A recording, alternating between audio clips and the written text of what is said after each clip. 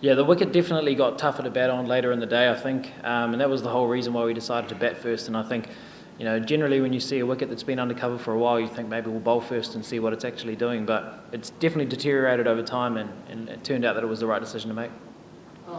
Which of the wickets would stand out for you? Which spell? Was it the first real burst or towards the end where you were supplying for 7? Oh, you're always trying to get wickets, as many wickets as you can. But, for me, probably the most satisfying wicket actually was, I think, my 5th wicket, not necessarily because it was 5 wickets, but, I'd worked really hard on my run-up to be able to bowl a fraction quicker as to what I was doing perhaps a year or two ago. And that type of delivery is what I've been working really hard towards. So it's really pleasing to see that it's, got me a wicket. And the batting, towards the end, obviously, there was a man-getting incident. How did you see that? And why did you hug the bowler? Oh, look, we're competitive people, generally when you're out there and you're trying to compete and win games for your country. So it can get a little bit heated. And, I think I was out by such a small fraction and, it sort of caught me off guard. But I think back in the day, I come from a bit of an old cloth, but you give the batter a warning. But I understand that it's not the rules at the moment. So I think it was a great gesture by Bangladesh. I think they handled it really, really well, and really fortunate that they were able to call me back. And I'd like to think if I was in that situation as a bowler, I'd do the same thing. Yeah. In the half-time stage, do you guys think 254 is above par or something like that? Are you guys happy with 254? I think, it was really hard to know what a par score was, given that the first game that we played on, it was a completely different track, perhaps spinning a little bit more, and, on that wicket, probably 220 might have been a good score, but the batters coming in sort of said that 270, 280 might be a good score on the wicket. But then obviously losing a couple of wickets in that middle order, we felt 250 was sort of a target, and we, fortunately got there in the end, but you never feel like it's enough, with players like Tamim Iqbal, who can come out and take the game away, as he's done against us in the past numerous times. So I guess getting him out was a really, really important part of the game. So this wicket is better than the previous one? Yeah, I think so. I think, if you just have to look back at some of the highlights, I think there was definitely a bit more pace in it, and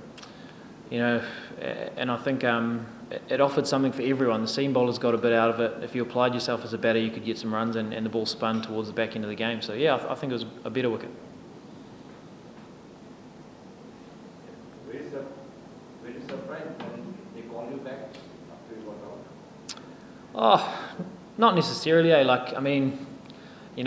not a very good batter, so I think it was a nice gesture, and like I say, I'd like to think if I was in that situation as a bowler, I would do the same thing. If we're playing under, some great captains over the past few years for New Zealand, I think they would have done the same thing. So I think Litton Das was exceptional the way he handled it. And like I say, we get competitive out there, but I went and hugged the bowler and sort of gave Litton a handshake, because at the end of the day, we're really competitive. We want to win games for our country, but we all respect the game of cricket very highly, and really endeavour to keep the spirit intact.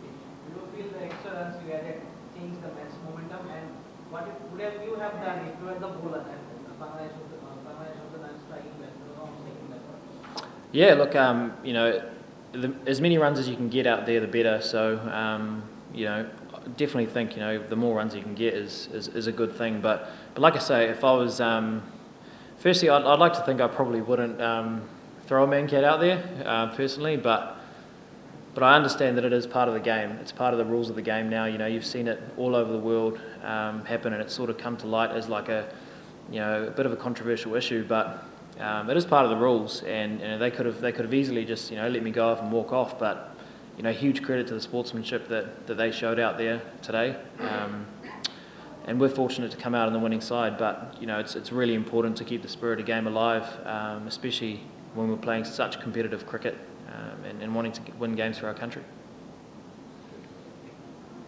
As a leg spinner, apart from the turn that you expect from pitches like this, do you believe that your high angle point of view gives you some sort of mixed advantage? And if it does, how do you exploit it against batsmen as part of the rule?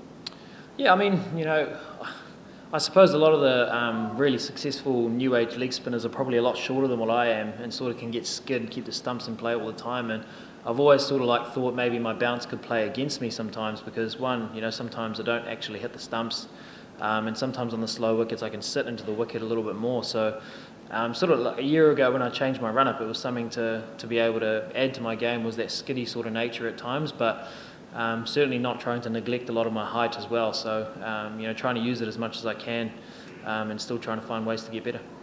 And on pitches which wouldn't expect as much as turn or pitches, do you think that comes in as your primary feat, the turn that you expect, the other aspects that come in as a discount? Oh, I think it's just comes down to the conditions that we play in back home. Like, in New Zealand, you might get a pitch that spins once every 2 years.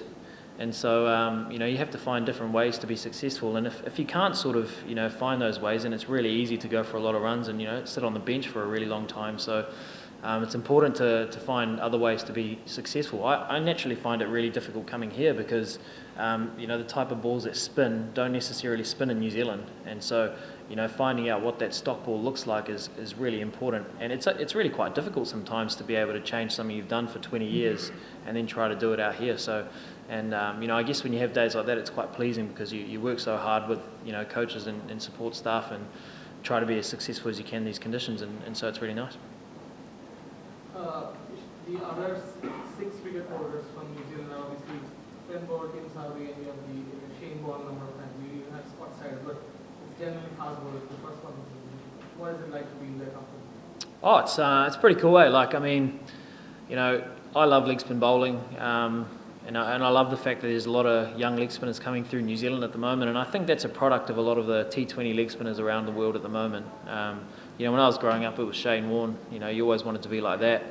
And I guess guys are exposed to so many different types of media nowadays that you can see a lot of guys, and from a young age they find something that they really enjoy. And Rashid Khan's playing a big role with that at the moment. So no, it's great to be in that company. I still feel like I've got a lot of sort of miles in my legs, and so hopefully you can produce some good match-winning performances for New Zealand over the years.